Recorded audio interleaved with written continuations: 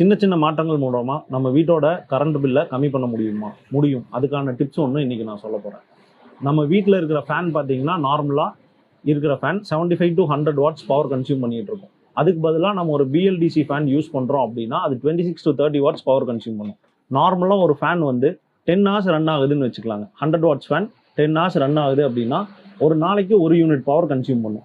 அதுவே நம்ம EB bill cycle படி 60 டேஸுக்கு கணக்கு போட்டோம்னா 60 யூனிட்ஸ் ஆஃப் பவர் வந்து அது கன்சியூம் பண்ணியிருக்கும். அதுக்கு பதிலாக நம்ம அந்த ஃபேனை பிஎல்டிசி ஃபேனாக மாற்றி போட்டோம் அப்படின்னா அந்த ஃபேன் வந்து ஒரு நாளைக்கு 0.3 யூனிட்ஸ் கன்சியூம் பண்ணும். அது 60 டேஸ் கன்வெர்ட் பண்ணி பார்த்தீங்கன்னா 18 யூனிட்ஸ் ஆஃப் பவர் தான் கன்சியூம் பண்ணியிருக்கும். இது மூலமாக நம்ம 42 யூனிட் ஆஃப் பவர் நம்ம சேவ் பண்ண முடியும். நம்ம வீட்டில் எது மேக்ஸிமம் ரன் ஆகிற ஃபேனுன்னு பார்த்து ஃபஸ்ட்டு அந்த ஃபேனை மட்டும் ரீப்ளேஸ் பண்ணி பாருங்கள். அந்த ஃபேனை ரீப்ளேஸ் பண்ணி அதோட பவர் கன்சப்ஷன் கம்மியாகிறத நம்ம ஈஸியாக ஃபீல் பண்ண முடியும். அதுக்கப்புறம் நெக்ஸ்ட் எது அதிகமாக யூஸ் பண்ணுறோமோ அதை